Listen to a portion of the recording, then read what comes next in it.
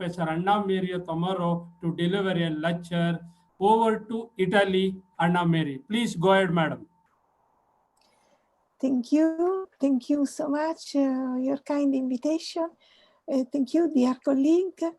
This is a terrible time because COVID virus is giving a big impact, and I am very honored really to celebrate with you Ranganathan. Really, when I have got the invitation, I was very, very proud. As you know, Ranganathan is very famous in Italy. We have the translation in Italian of 5 laws and other publications. And so just for those of you don't know Italy, Parma is in the north. You see the red circle. It's midway between Milan and Bologna. And Parma is one of the oldest university in Italy, soon after Bologna, 700 after Christ. This is the baptister, but Parma is very nice. I hope sometimes to have the pleasure to invite you to visit my university. And so I will focus this speech on digital library and learning, or e-learning. I thought that in this time of epidemic, we have had the experience of importance of digital library and also learning online.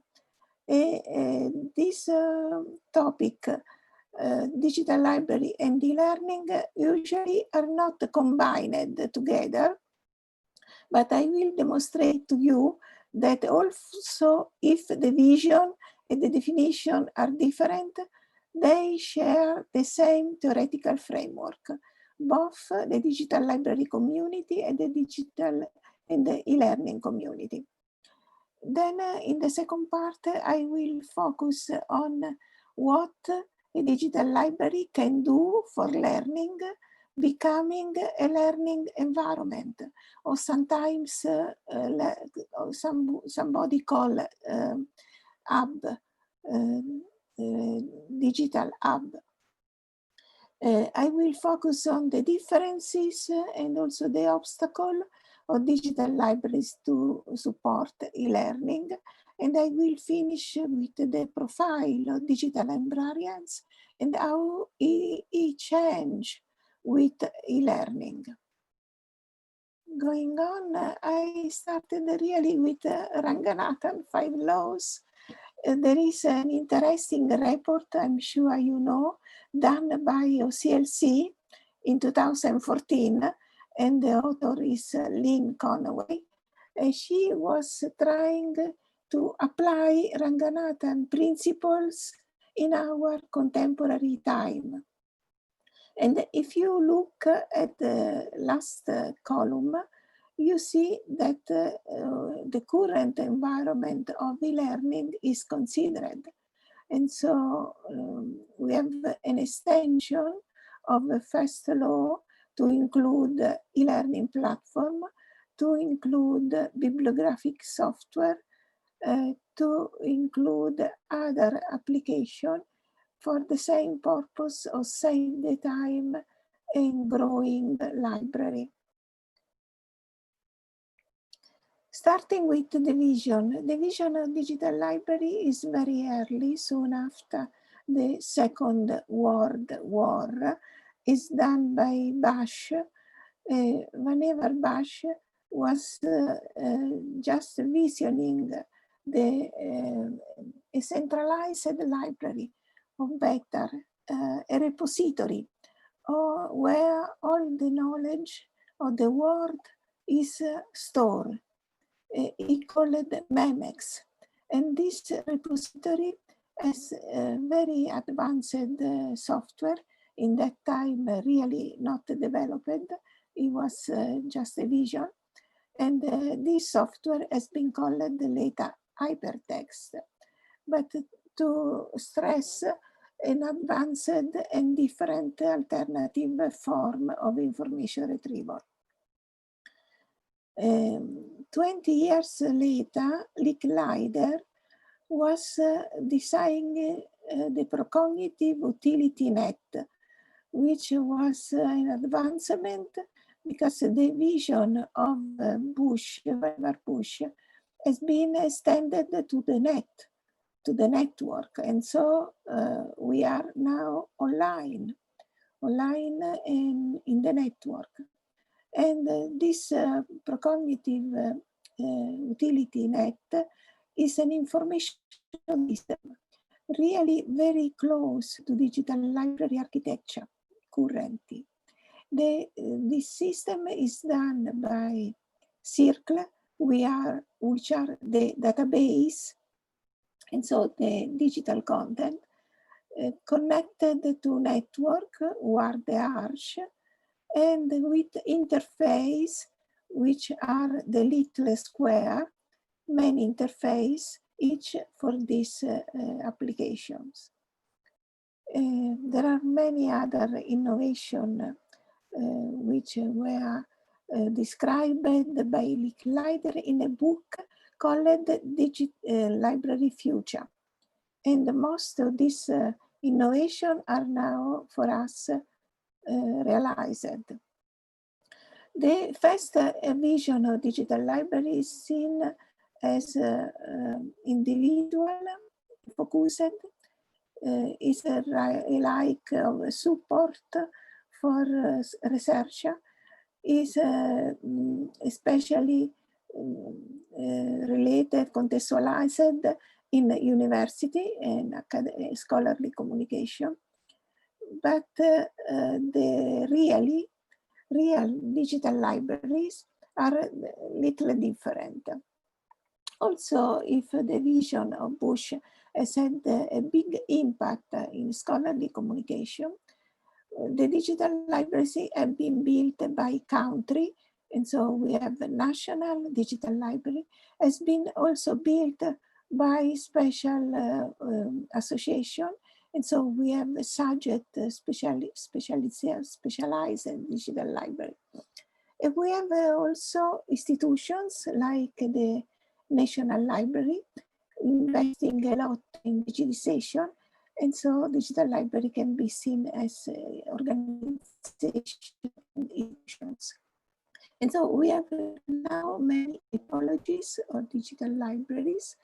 There are many community. The concept is interdisciplinary, and so every community has developed its own definition. For computer scientists, digital library are computer system that support some functionalities. For heritage, cultural heritage, they are institutions with specialized staff. And for scholarly communication, they are repositories of data, research data in particular, and documents. And so they are the infrastructure or cyber infrastructure for knowledge creation. But people are very important. And so we, in this year, from the vision of Bush in '94, we have now developed another vision of digital library. They are socio-technical systems. They are not only individual intellectual processes, but they are community participative and reflect the society. This is a big change. E-learning vision is parallel. Until now, there were very few contacts between the digital library research communities and e-learning research communities, but they are parallel. Also, e-learning vision started in 1950, was Park, the first. Park is psychologist and is well known for the theory of conversation. and he developed a system for delivering courses called Saki. This system was on CD-ROM. Then the first platform was built in Illinois, was called the Plato in 1960. And so there were first prototype, first platform. They were based on this principle that individual or community should be engaged with educational material to learn, to improve the learning process. Also for digital library, in the same time after web, e-learning had a big evolution, and the first virtual learning environment or learning management system, which are platform to manage e-learning, were developed post-web, and so around 2000. And also first standard were developed after web, after 2000. The definition of e-learning is focused on interaction. And so not access or use, but interaction, because e-learning starts after web concept with the importance of communication between teachers and learners, between learners, between them, and also educational content connected to services, some form of support services. There are many definitions of e-learning, as there are many definitions of digital library. Still now, we continue to use computer-assisted instruction, which was the word used by PASC, or computer-based education. We speak of distance learning, which was the term used by Illinois platform Plato. We speak of online learning, but we speak also of MOOC, massive online courses, and self-directed learning. And so there are many digital libraries, there are many e-learning applications. But the theoretical framework of digital library and e-learning is the same. They are based on the web application and the change, and so people are the most important in these two organizations. Technology is important for structuring the content, but the process are the focus on many developers. The process is what people has to do, the task they have to do, the success they are trying to achieve. In the case of learning, is the outcome they try to achieve. In the case of digital library, is access of good quality resource to be reused for their activities. Just to complete the theoretical framework, there is something to say about learning environment. I said to you that learning is achieved through interaction, and interaction is included not only content. You see in the bottom, in this image, traditional media is important together with electronic book or electronic media. There are content which digital library can make accessible, but the content is not enough. There are different pedagogy or andragogy, really. And there are social forms of learning which are more important, depending on different pedagogy.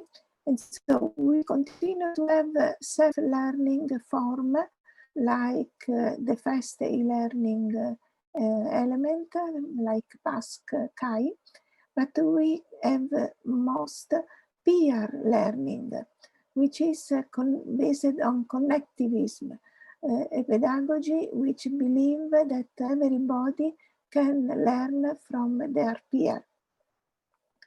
This is becoming very important in higher education, for professional education. And then we have formal class learning, a class where the learner register to achieve some outcome and also some certificate.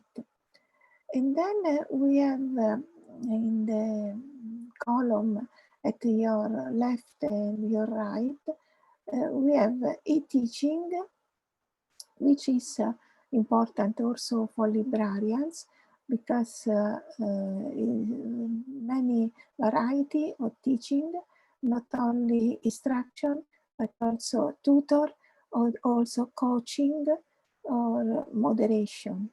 There are many forms of teaching. Really, in e-learning, we have adopted a learner-centric approach.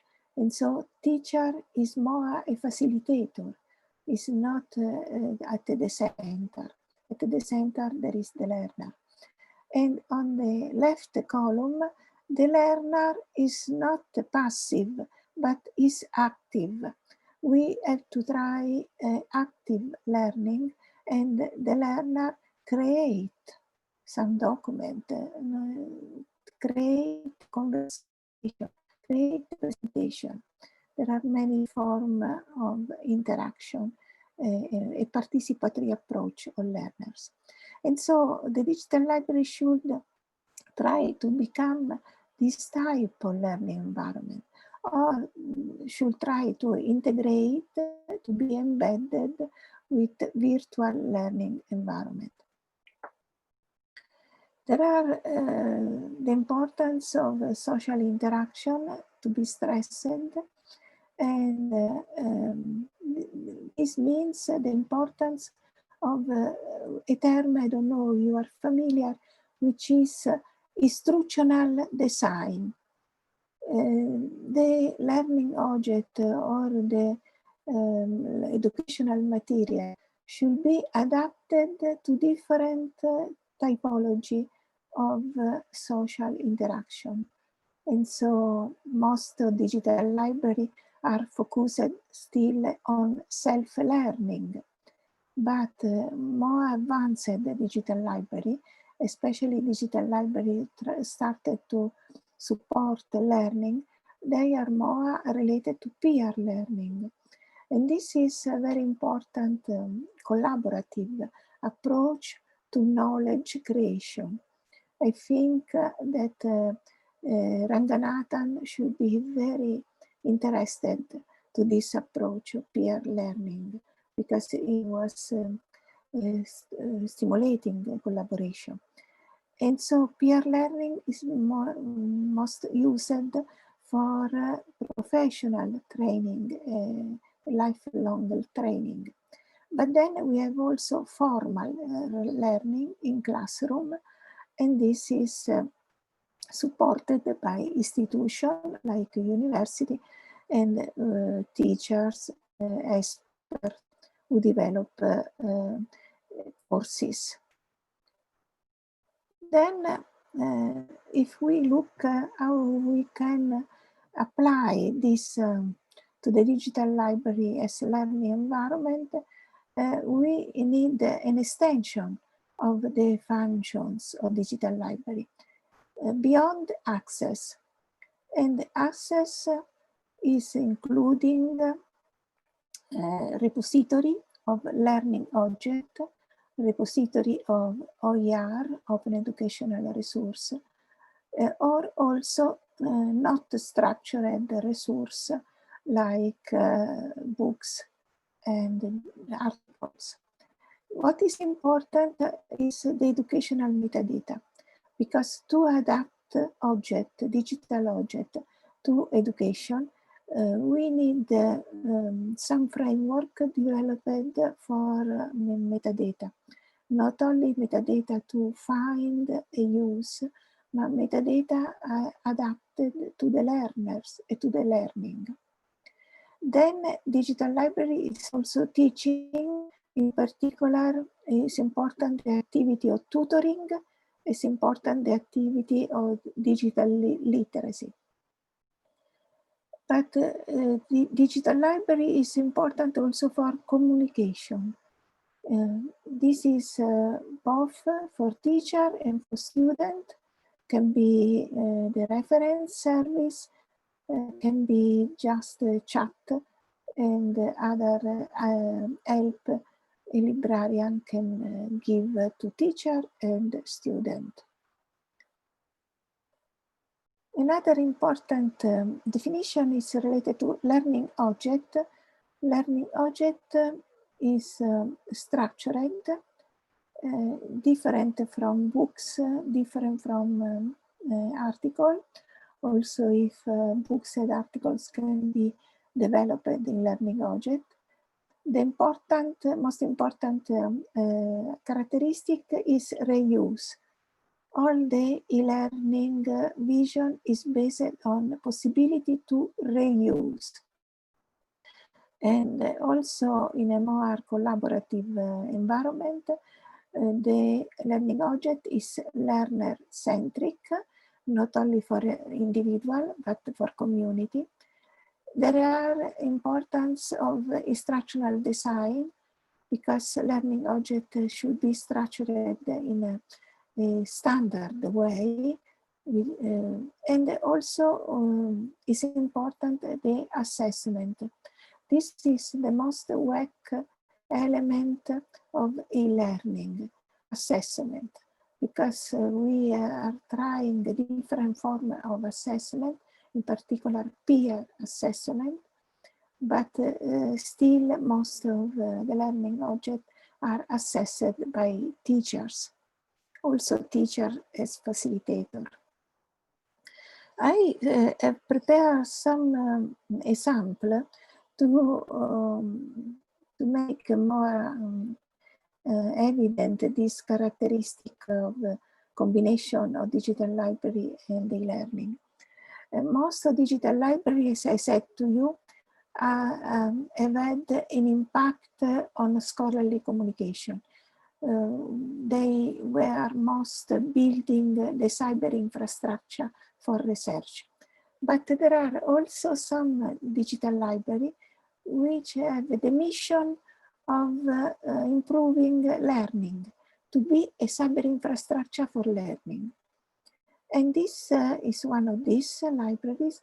National Science Digital Library is an educational digital library devoted to science, or in the acronym STEM. And so science, technology, and all the scientific subject. This digital library is very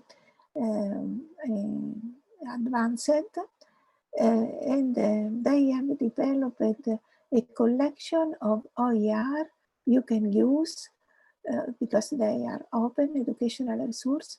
I think that they should be about 8 million, including any typology or resource, not only text, but also video, audio, lecture, lesson plan, everything.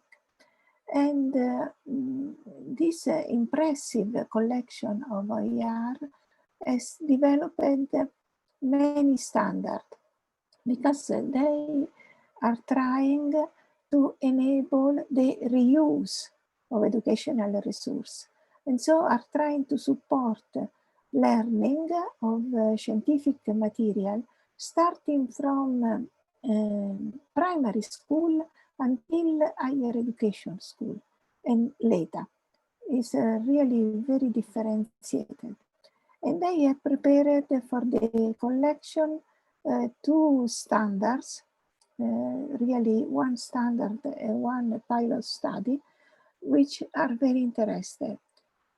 First standard is called LAR, Learning Application Readiness.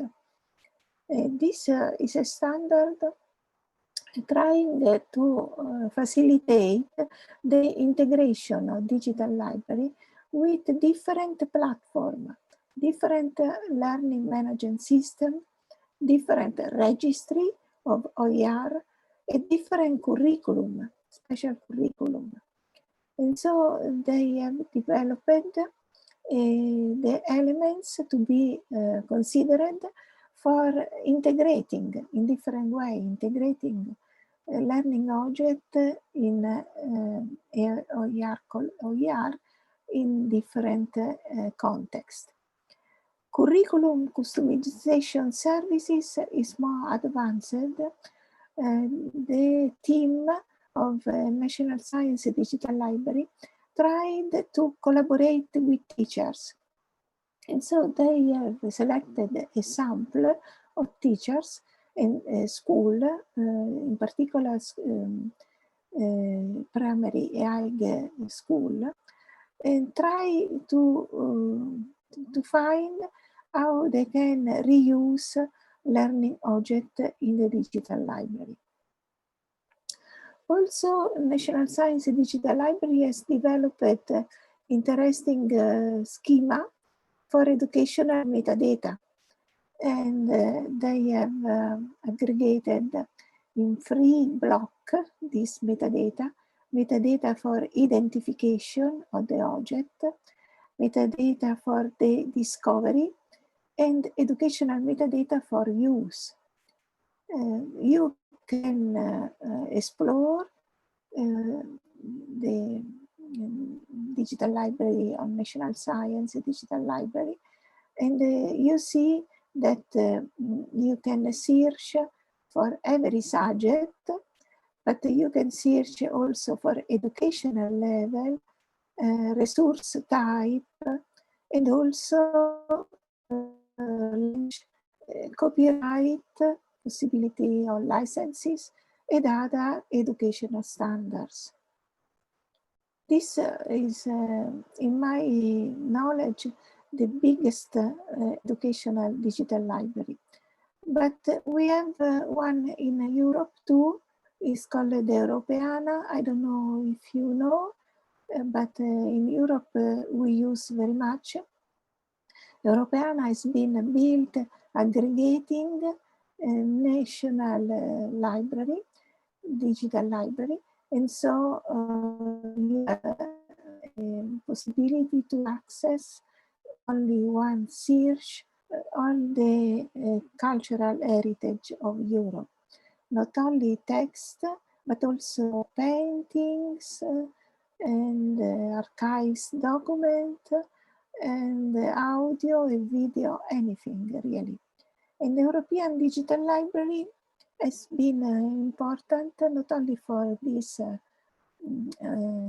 open access and comprehensive discovery tool, but they are important because they have developed many policy. And so in Europe, they have also stimulated the national government to focus, to achieve the result of using digital library for learning. There is a policy which is called the Europeana for Education and Learning. It's a policy developed in 2018. You can also use as an example if you think it can be useful for you, because it's a policy giving the standard and the objectives to be achieved by digital library for education and learning. Then also Europeana has developed a learning platform which is called Learning Resource Exchange.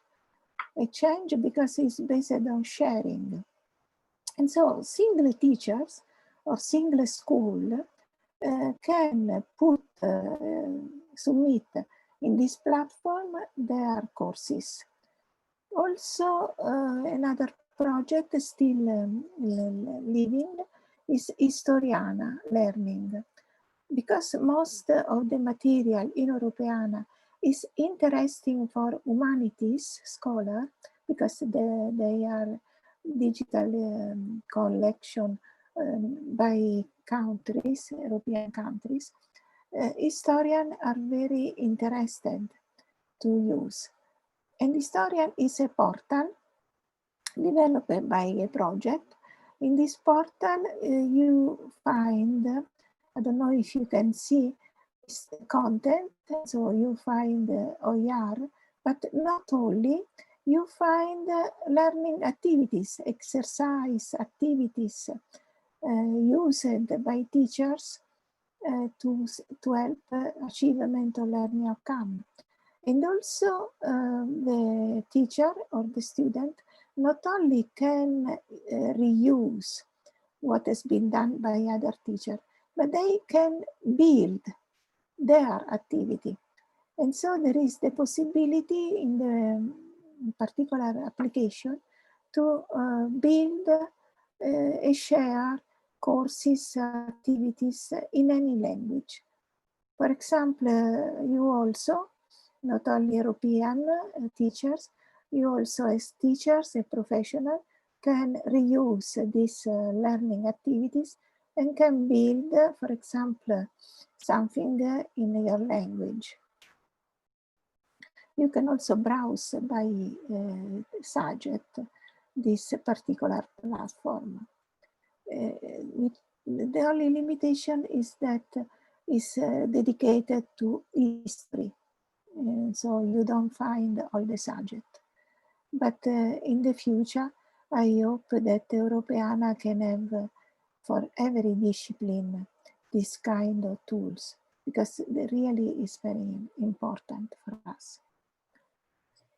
And then some words about COVID, I don't know the pronunciation, COVID-19, and digital services.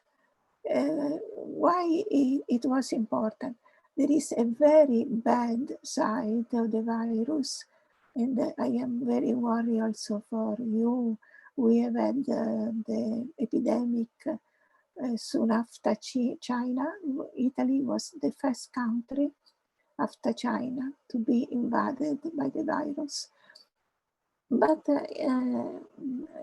also, if we are still trying to survive, there are many lessons learned by COVID. In particular, the importance of digital services, both for digital library and for e-learning. There was a big impact on e-learning because all schools, every level of school, were closed. And all the teachers and all the students were online. Also, the library were closed. All the staff was at home, working in smart working. And so digital services revealed their importance in the emergency. And so in this period, the impact was in course reserve. Many of these reserves were printed and they have been to be digitized. And so most of the librarians tried to use document delivery. There was a support from IFLA. IFLA has developed a project during the COVID, and if you don't have access to some resource, you can ask to IFLA the digital file. And this is active. It was until the end of August, but I think it will be posticipated. Then the institutional repository were important because they were used for open educational resource. And also Librarians, in particular digital librarians, prepare many online guidelines. The reference services multiplicated. There were many more questions for digital librarians. And also another important lesson was about partnership and collaboration. Partnership also with the publishers. Many publishers give free access during this period. And so we have had the importance, the evidence of the importance of digital library, digital learning. We cannot forget, we cannot go back after the COVID-19 without remembering that we have to develop more and better digital services. This is the responsibility of digital librarians. They are not only mediators, they are educators. And so they have to be educated to become educators. And there are many functionalities we have seen are important. Competencies for communication are the most important. Communication with learners has to be daily with every tools. We have used social network, we have used chat, we have used WhatsApp, everything. We have demonstrated during the COVID that we have to use as many platform and application as possible. Then we have to give advice for the copier. It's important digital literacy, and so educators teaching digital competencies and access to digital resource. All this is the new profile, the digital librarian. I just hope to have stimulated the discussion. I look for your question, and thank you very much for your attention. Thank you. Thank you, Professor, for your nice talk from the Italy and without any disturbance. Now, before concluding, I request Professor I.K. Ravichandra Rao, former professor and head of Indian Statistical Institute, Bengaluru, is well known, recognized in the field of LIS international community, and he is going to talk a few words. Over to Professor Okay. Ravichandra Rao. Thank you, Krishnamurthy, Dr. Yes. Asundi, and Dr. Tamarao. Can all of you hear me? Yes. Yes, go ahead. Okay. Now, when Krishnamurthy asked me to talk a few words about on the topic of digital libraries and learning, well, I was a bit hesitant to accept it, but then at the end, I could not totally reject his invitation, and then I agreed to talk for 1 or 2 minutes, few minutes. I will not take much of your time. Well, first of all, let me congratulate Dr. Tamarao for her excellent presentation on digital library and learning. She has started with the talk basically, with the digital library and e-learning concept, vision, definition, etc. He has nicely explained the digital library in the and learning environment. And finally, she has mentioned about the learning objectives and the deliberate D-libraries and the D-librarian's role. Well, let me say in the context of India, the digital library certainly promises one thing: better learning through broader, faster, and a better information and communication services. In our days when we were students, at most we depended on libraries, a few books, few documents. Even if the library had many books, we really could not make use of all those books. We cannot read in the shortest possible time as a student. It is difficult. But today it is different. A student can access to number of documents, number of pages in the classroom itself. And he is exposed to a lot of information, and he has a choice to make there which one to accept or which one to reject in his learning process. This is one important change and an important role of a digital library. I see it. Another thing is, it's very important, digital library plays a big role in self-learning. For example, whatever we learn at the master's degree level is a very little. But next 40 years or 3 to 4 decades, when we are in the profession, we have to learn many, many things. And in this context, digital libraries plays a very big role. There's no doubt about it. Now, coming on to the context of India, I feel, and I have experienced it, and I have seen, most of our students cannot afford to buy books and they don't have access to books.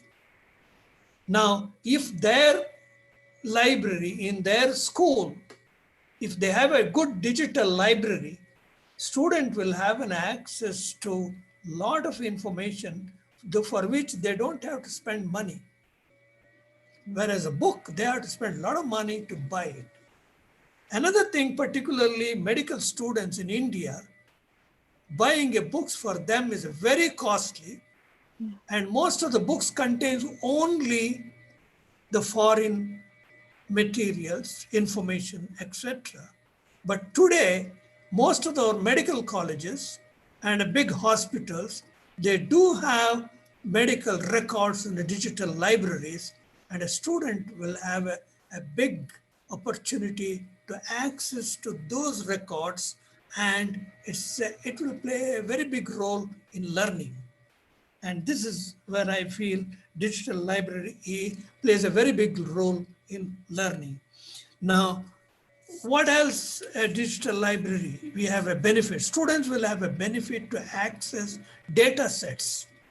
In library, it is very difficult to access the data set. In an ordinary physical library, those data are static in nature. Say, for example, it's a published document.